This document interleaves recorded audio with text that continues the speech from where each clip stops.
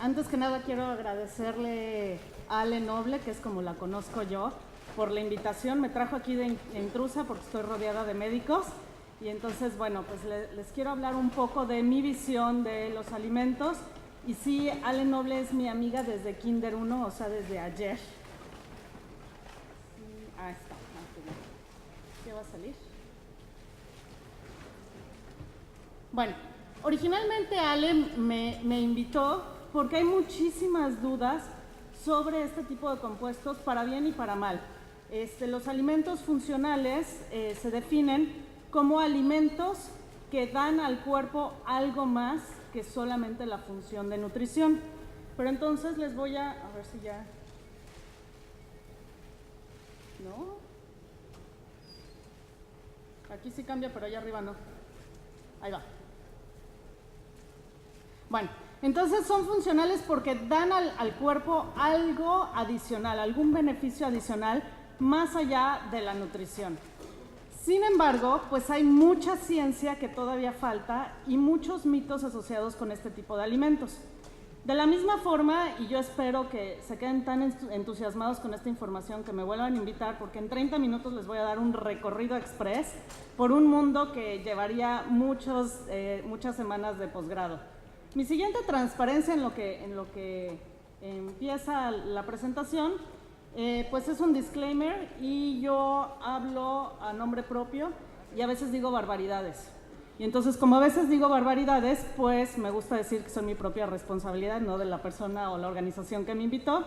Y lo segundo es que sí tengo un conflicto de intereses y ahora en los foros académicos pues siempre hacemos transparencia sobre el conflicto de intereses. Yo les hablo de edulcorantes no calóricos y de algunos de estos compuestos que se usan en la industria porque ese es mi trabajo.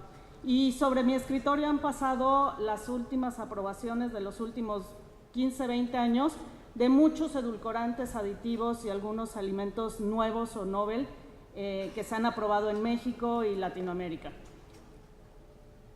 ¿Ya funcionó o no funcionó? Bueno, entonces vamos a seguir sin presentación. Realmente sobre los edulcorantes lo que quiero que quede muy claro es que todos los que están aprobados en el mercado como compuestos purificados, es decir, no plantas ni frutas raras traídas de China completas, los que están purificados han pasado por el mismo proceso de evaluación de riesgo. Y entonces todos son por igual, independientemente si su origen es sintético o natural, todos son por igual seguros dentro de la medida en la que están aprobados.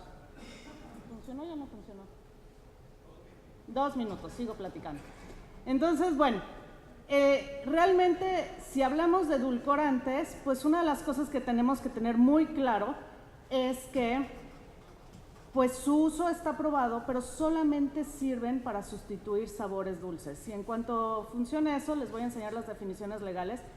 No se utilizan como tratamiento, ahí va ya, no se utilizan como tratamiento ni como medicamento y por lo tanto se evalúan como alimentos solamente.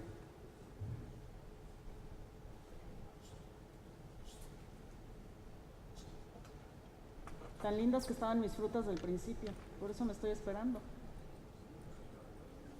Ahí vamos.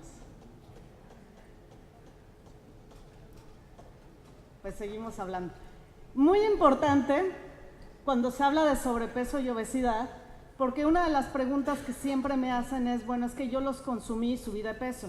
Y ese es un problema más bien psicológico compensatorio y todos somos culpables de eso. Como me bebí el refresco sin calorías o con reducción de azúcar, tengo derecho a consumir 15 tacos al pastor más. No funciona así. Como tomé el café con el sobrecito, pues entonces puedo tomarme la porción gigante de la cadena norteamericana de pastel de queso, que serviría y tiene las calorías para alimentar a una familia completa toda la semana. Entonces, obviamente, cuando la gente empieza a consumir esto, si no lo hace con guías y con un adecuado estilo de vida y reducción energética global, pues no van a funcionar y por supuesto que les sirve de pretexto para consumir mucho más calorías. Solo porque quiero que se vean mis frutas lindas.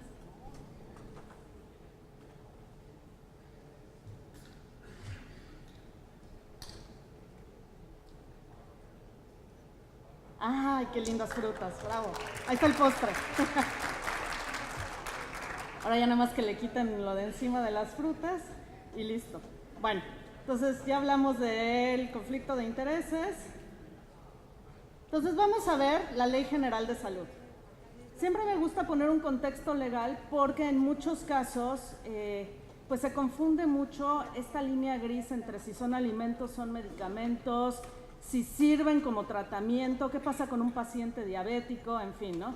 Entonces, bueno, si vemos el orden jurídico, pues lo que es más alto o importante o de mayor jerarquía legalmente es la Ley General de Salud, que define un alimento como cualquier sustancia o producto sólido o semisólido, natural o transformado, que proporciona al organismo elementos para su nutrición.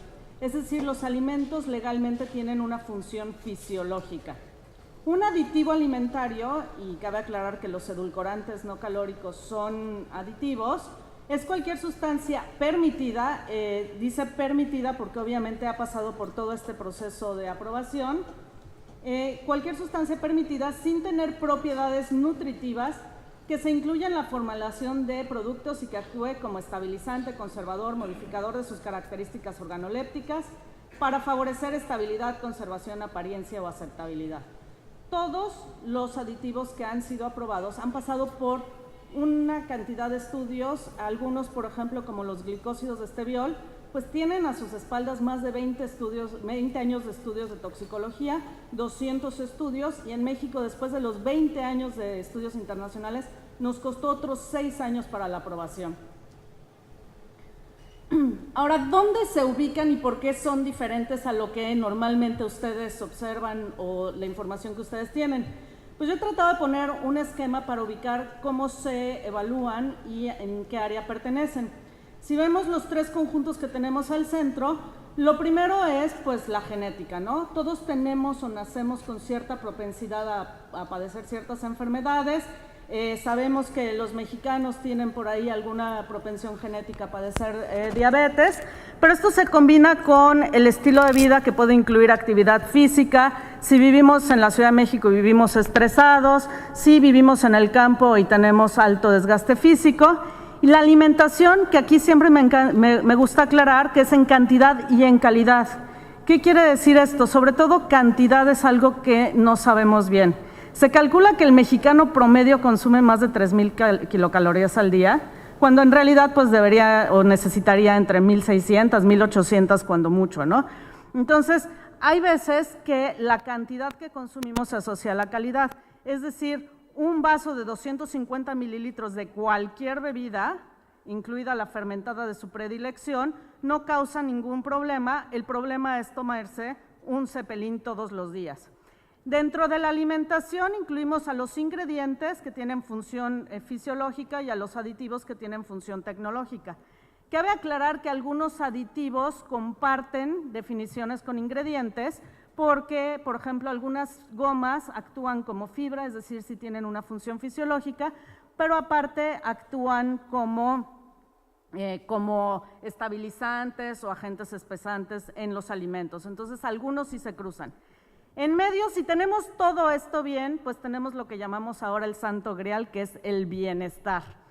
En el área gris tenemos los alimentos funcionales o los suplementos, y dentro de este círculo morado, pues tenemos a un individuo sano, un individuo que no tiene ningún problema patológico y por lo tanto todo lo que pertenece aquí adentro tiene una función fisiológica normal. Los alimentos y los aditivos se evalúan sobre este grupo de población. Estos funcionales están en esta área gris porque tienen algunos problemas legales que les voy a platicar más adelante. Si nos salimos de esta área, pues entonces tenemos enfermedad. Los medicamentos sirven para regresar de un estado de enfermedad a un estado saludable y por supuesto que si no regresamos, pues nos encontramos con lo único que tenemos certero en la vida, que es la muerte. Bueno, los alimentos como tales se tienen que evaluar y esto es muy importante porque se evalúan para exposición de la población total. La evaluación de alimentos muchas veces es mucho más conservadora que los medicamentos.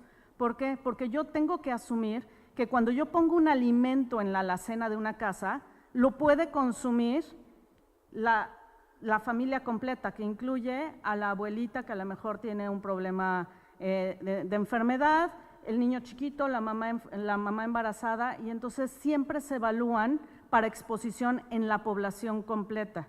Y por lo tanto, los límites que se establecen son mucho más conservadores a un medicamento que se evalúa como a veces, aunque algunos sí son de consumo diario, pues se evalúan para traer de un estado patológico de regreso. A veces ahí hay más apetito para el riesgo si el estado patológico pone en peligro la vida o realmente pone en grave riesgo la calidad de vida del individuo. Entonces vamos a hablar primero de edulcorantes.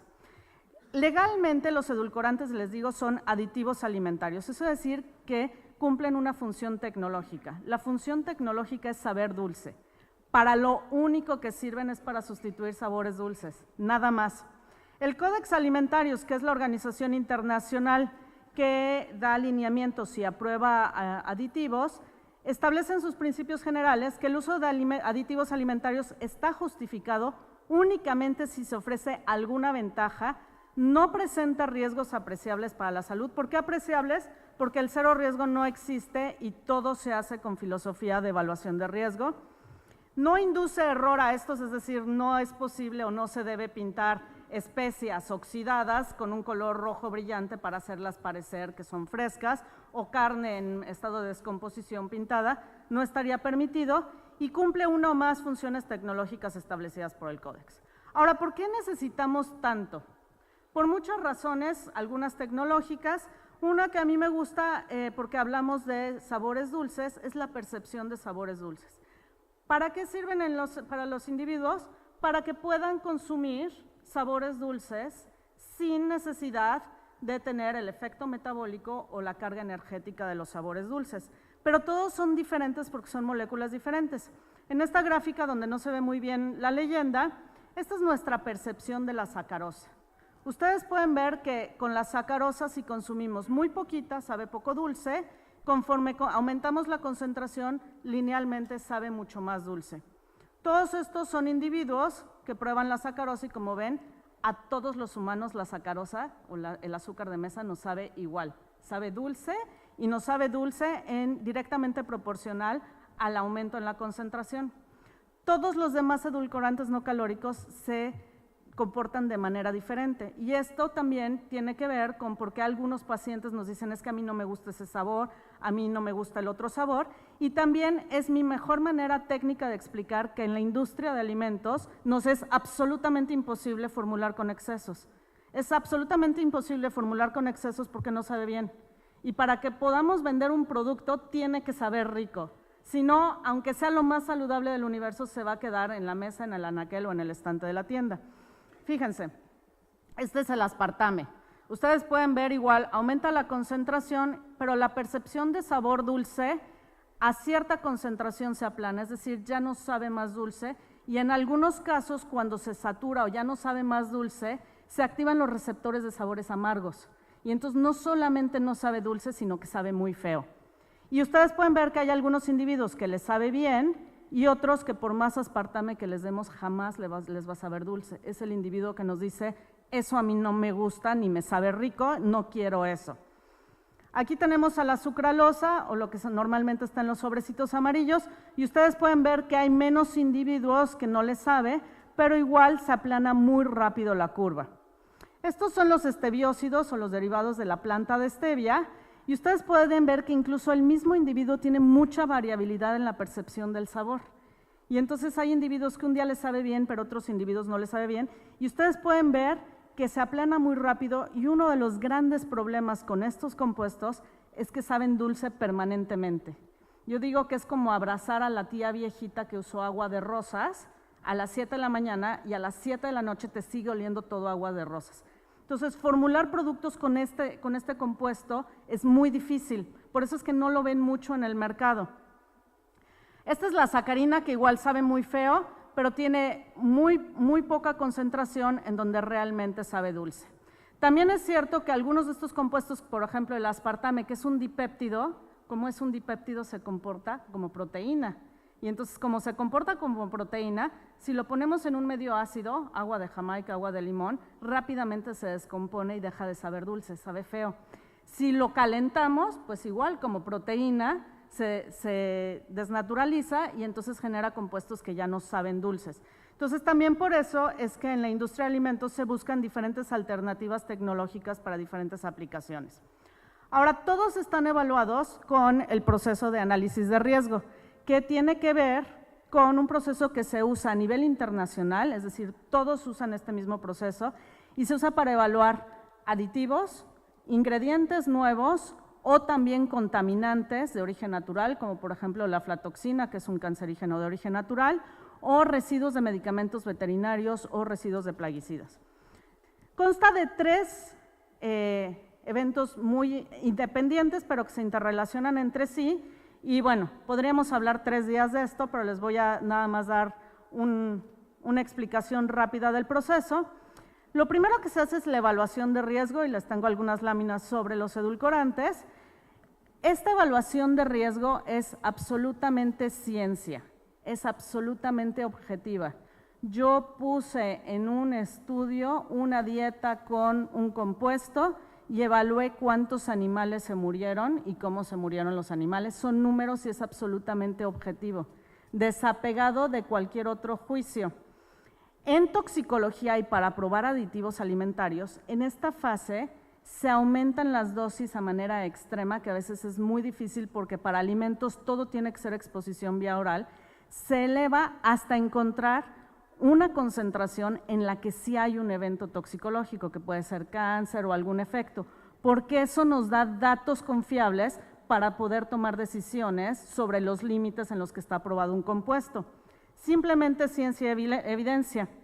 Después de esto, ya que tenemos toda la ciencia, entonces pasa a una fase que se llama gestión de riesgo, donde se da la aprobación. A veces aquí sí tiene que ver algunos factores como política, preferencias, valores y demás. Y después de esto viene la comunicación de riesgo, que los que nos dedicamos a la toxicología, pues somos muy poco populares y con pocas habilidades sociales y lo comunicamos muy mal. Y entonces, pues aquí es donde nos ganan los mitos y las redes sociales y el marketing y demás. Pero también sirve para comunicar políticas públicas y políticas de prevención para la población. Un ejemplo muy bueno de esto, por ejemplo, son los alimentos transgénicos. Aquí siempre se confunden y confundimos la gestión con la evaluación. El maíz BT, que es el maíz aprobado para siembra en muchos países, pues es un maíz que expresa toxina de Bacillus thuringiensis solamente en las hojas, que es lo que se come el gusano barrenador del maíz, que es lo que destruye todas las cosechas. Entonces, cuando se hace eso, pues se evalúa si esa inserción no causa cambios genéticos, no le cambia el contenido nutricional al maíz, no cambia composición, no, es exactamente igual. Ahora, cuando yo digo maíz BT, y entonces muchas veces lo que me sucede es que me dicen, ay, pero es que pobres campesinos, porque las patentes y eso ya no es evaluación de riesgo, no tiene que ver con que si hace daño o no hace daño. Eso ya tiene que ver con política, preferencia y valores, que en el caso de México pues se puso una moratoria hasta no saber cuál era el impacto ambiental, que no tiene que ver con el efecto toxicológico. Y si hablamos del tema, el principal producto de la misma compañía que genera las semillas para la agricultura orgánica es toxina de fermentación natural de Bacillus thuringiensis, que es de origen natural, y entonces eso se usa en la agricultura orgánica comercial para regar sobre los cultivos, ¿no? Pero aquí también tiene que ver la percepción del riesgo del consumidor, que piensa que maíz BT transgénico puede ser malo, mientras que la agricultura orgánica podría ser buena, ¿no? Y en realidad solamente es un problema de comunicación o de falta de acceso a la información. El gran comunicador de riesgo, Peter Sandman, dice que la percepción de riesgo es una sumatoria que es riesgo como tal, que es la probabilidad matemática de que realmente algo nos haga daño, más lo que él llama un outrage factor o factor de indignación, que quiere decir todo lo que nos da miedo, que le asociamos creencias culturales y demás, ¿no? Los alimentos tienen un factor de indignación muy alto y entonces la percepción de riesgo de las personas es muy alta. Ahora, cuando evaluamos aditivos alimentarios a nivel internacional, lo hace o emite una opinión el JECFA. Le llamamos de JECFA de cariño, es el Comité Conjunto de Expertos en Aditivos y Contaminantes Alimentarios, que es una organización que comparten la FAO, o la Organización para la Agricultura y la Alimentación, y la Organización Mundial de la Salud. Son todos científicos, son todos expertos independientes y cualquier miembro de Naciones Unidas puede proponer a su experto. En Europa, aparte, se hace su evaluación propia por la EFSA. En Estados Unidos es la FDA o la Agencia de Agricultura, y lo que hacen es establecer la IDA que les defino en un momento más. Cuando tengan dudas si un aditivo o un edulcorante causa daño o no, causa cáncer o no, yo les recomiendo que busquen este término y el nombre. Por ejemplo, JECFA sucralosa. Lo que les va a salir es el reporte completo de toda la evaluación toxicológica que se hizo, la más reciente. Entonces, es un comité mixto, como les decía, se estableció en 1955 y en 1987 establece los principios para la evaluación de la seguridad de aditivos y contaminantes de alimentos. Los principios generales del JECFA también les dice si se van a hacer estudios en animales, cuántos animales, qué población, qué especies de animales, y por supuesto que siempre la vía de exposición es oral. Pues aquí hay una fotografía de los más comunes y me gusta enseñárselas porque, como pueden ver, son moléculas totalmente diferentes. Si lo ponemos en el ambiente médico, pues piensan que son fármacos totalmente diferentes. Claramente, como son tan diferentes, tienen vías de metabolismo, de absorción y de excreción totalmente diferentes. Pueden ver, el aspartame es un dipéptido hecho de 2 aminoácidos esenciales, fenilalanina y ácido aspartico. Y entonces lo que es importante es distinguirlos. Todos tienen sus rutas metabólicas diferentes. Hay algunos que, como entran, se excretan sin ningún problema.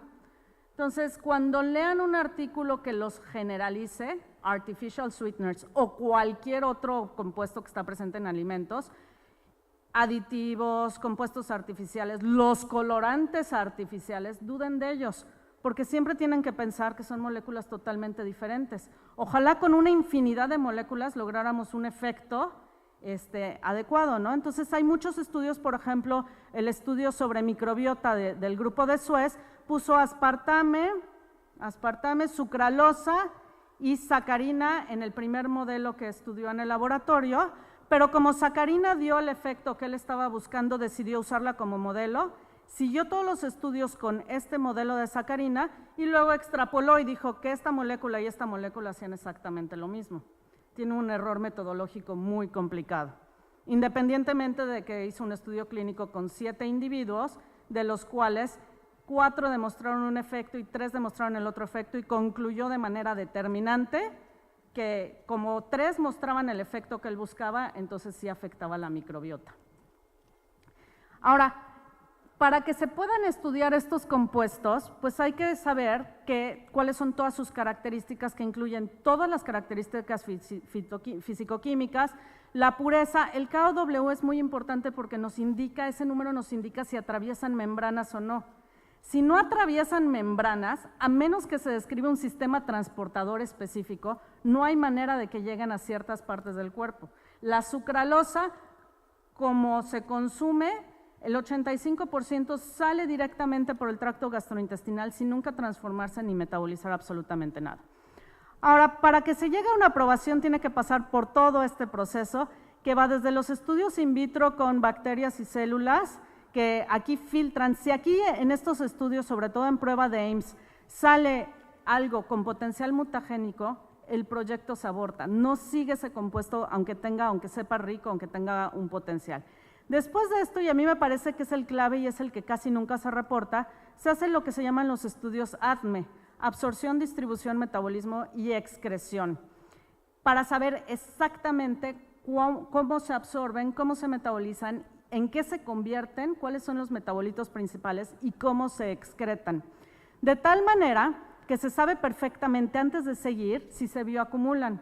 Un compuesto que no se excreta por completo, marcado radiactivamente, en 24 horas no tiene potencial para ser aditivo. Es decir, todos los que son aditivos no se pueden bioacumular. Después pasamos por toxicidad aguda, toxicidad a corto plazo, subcrónica, crónica, que nos indica cáncer. Sí, aquí son todos los estudios de carcinogenicidad. Toxicidad reproductiva, que es lo que nos da ideas sobre los efectos en embarazo, lactancia y desarrollo. Normalmente se hacen estudios a 3 generaciones. Y una vez que se determina que no han hecho daño, se vuelve a repetir el estudio ADME en humanos para asegurarnos que los datos aquí son reproducibles en seres humanos. Como les decía, en todos estos estudios se aumenta la dosis hasta que sí se observa un efecto positivo. De tal suerte que si ustedes buscan un solo estudio, es posible que si encuentran un estudio de toxicidad crónica, van a encontrar datos sobre cáncer en el modelo animal. No quiere decir que en las dosis en las que se consumen causan animales. Ahora, los compuestos de origen natural son la pesadilla de los toxicólogos, son un problema y desafortunadamente en la población tenemos idea de que si es natural es mejor que algo que es artificial. Yo solamente les digo que los químicos son los profesionales que se dedican a estudiar la química. Toda la vida y todo en la vida es químico. Ahora, la stevia, que es el más reciente, pues es igual que todos y representa exactamente el mismo riesgo que todos, aunque sea de origen natural. ¿Por qué? Porque en las poblaciones prehispánicas se usaba stevia como planta medicinal. Los paraguayos prehispánicos tenían melipónidas, sus sabores dulces los obtenían de la miel de melipónida. La stevia la usaban para controlar glucosa en sangre, para bajar presión sanguínea y hay algunos reportes que la reportan como anticonceptivo. Cuando uno hace un extracto crudo de stevia, uno obtiene compuestos que saben muy feo, amargos, los compuestos que tienen actividad medicinal, compuestos que saben dulces y los glicósidos de esteviol que son muy dulces. Solamente hasta que logramos aislar a este compuesto y purificarlo a más del 95% se pudo hacer la toxicología. Es decir, lo único que yo no recomiendo es la planta muy natural de stevia completa, porque entonces imagínense que tienen un paciente que está tomando medicamentos para hipertensión y diario consume extractos crudos que tienen compuestos que bajan presión en sangre. O un niño diabético que se está dosificando diabetes tipo 1, se dosifica la insulina, pero le estoy dando compuestos que bajan glucosa en sangre. Entonces, esto no podría ser alimento y se tiene que evaluar como aditivo. Les pongo esta referencia porque habla sobre la evaluación y el problema que es evaluar los compuestos de origen natural. Entonces, una vez que se obtiene la dosis en la que no se observa ningún efecto toxicológico en ninguno de los modelos, se divide entre un factor de seguridad que normalmente es de 100, 10 por la diferencia interespecies y 10 por la diferencia intraespecies. De ahí sale lo que llamamos la IDA, que es la ingestión diaria admisible, que se define como la dosis que se puede consumir seguramente todos los días de la vida y es una dosis que está 100 veces por abajo de la dosis en la que no se observó ningún efecto toxicológico en ningún modelo. Ahora aquí están más o menos los compuestos más comunes que se usan como edulcorantes. La IDA, el año más reciente, porque si hay cualquier estudio que pone en duda la seguridad de estos compuestos, entonces se reevalúa y un cálculo sobre una persona de 60 kilos de cuántos sobres de edulcorantes se tendría que consumir al día para llegar a la IDA. Imagínense, aspartame, que son los sobrecitos azules, tendría que consumir 75 sobres. Es decir, no hay manera, porque uno no debe consumir 75 sobres de absolutamente ningún compuesto. Ahora, si hablamos del contenido de aminoácidos, que a veces me preguntan, hay que recordar que el aspartame es 200 veces más dulce que el azúcar, entonces la porción que se usa es muy pequeñita.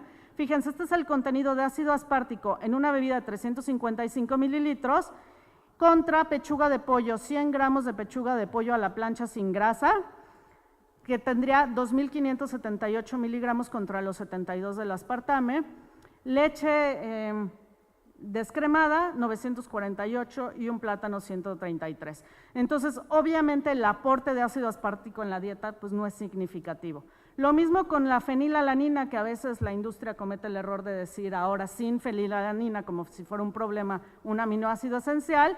Una bebida al 100% con aspartame de 355 mililitros tendría 90 miligramos, mientras que el pollo tendría 1130, una taza de frijoles negros hervidos 824 y el mismo volumen de leche 598. Sí, como metabolismo normal de estos compuestos se genera metanol, pero si ustedes ven está en un volumen en el que está de manera natural en muchos otros alimentos. Una bebida tendría 18 miligramos de metanol, mientras que el mismo volumen de jugo de naranja tendría 23 miligramos y un jugo de tomate tendría 107 miligramos. Es decir, el metanol en las dosis en las que se exponen por aspartame no hay ningún problema. Entonces, siempre hay que tomar en cuenta el nivel de uso real y hay que tomar en cuenta que los niveles usados en los estudios toxicológicos son enormes. Siempre hay que traducirlos a la realidad del consumo del alimento, ¿no? Ahora, me gustaría presentarles como resumen un cuadro que he hecho porque siempre tenemos un poco la discusión con la comunidad médica de dónde entran los estudios, porque normalmente en los metaanálisis y en la gradación de evidencia científica, los estudios en modelos animales no tienen una alta gradación y entonces pues siempre desestiman todas las pruebas que se hacen para la aprobación. Entonces, yo les digo, bueno, primero se desarrolla la tecnología, después pasamos por todas las pruebas que les describí, se hace el ADME en humanos, que ya empieza a ser un estudio clínico, a veces se hace evaluación clínica específica, por ejemplo, para la stevia, pues hubo que demostrar que realmente no bajaba glucosa en sangre ni afectaba presión sanguínea, y entonces sí se tuvieron que hacer estudios clínicos para responder preguntas específicas. Hasta aquí llega la aprobación. Una vez que está aprobado, tenemos que demostrar que no causa cáncer, que no causa ningún efecto toxicológico, y a partir de aquí entran ustedes, donde se hace la evaluación clínica, porque hay que tomar en cuenta la dieta total y la exposición a varios compuestos en el consumo real de la dosis de alimentos. Ahora, si hablamos de alimentos funcionales, legalmente les puedo decir, este es el artículo 162 del Reglamento de Control Sanitario de Productos y Servicios. Hay que usar productos que solamente tienen demostrada inocuidad y uso tradicional no demuestra inocuidad. Los indígenas paraguayos tenían expectativa de vida de 28 años y medían 1,30. Entonces, la medicina tradicional paraguaya no era maravillosa. Entonces, hay que demostrarle inocuidad pasando por todos esos compuestos y hay que tener en cuenta que todos estos alimentos son funcionales porque los compuestos tienen actividad biológica. Y entonces dependen de la dosis. Algunos compuestos con mucha actividad biológica, si los consumimos en dosis muy grandes, pues tienen efectos toxicológicos. Ahora está de moda el kale, la col rizada, ¿no? La col rizada tiene mucho más del 100% de la dosificación diaria que necesitamos de vitamina K. Entonces piensen en un paciente que está tomando anticoagulantes. Entonces, obviamente, pues la actividad biológica es importante. También hay que considerar la matriz del alimento y la forma molecular o el tipo de sal extracta. El cuerpo no distingue si el compuesto es de origen natural o químico o artificial, porque ya quedamos que los químicos están en todos lados, no puede distinguir. Sí distingue pureza de compuestos, el tipo de sal y la estereoquímica. Por ejemplo, recientemente y muy felizmente nos aprobaron la lulosa como edulcorante. La lulosa es un epímero de la fructosa. ¿Qué quiere decir eso? Que en el carbono 3, el grupo hidroxilo, en vez de estar para este lado, está para este lado. Tiene funcionalidad, sabor, textura, todo de fructosa, pero como tiene una OH en otra dirección, no se reconoce, no se metaboliza y no tiene el aporte energético de la fructosa. Ahora, para los alimentos funcionales, los ensayos clínicos solo son válidos si están en población sana. Obviamente, hay que tener compuestos que tienen clara actividad biológica, pero ese es en el compuesto en el laboratorio. Si eso lo traducimos a barras, hay que ver si realmente quedó en una concentración en la que es equivalente a los estudios.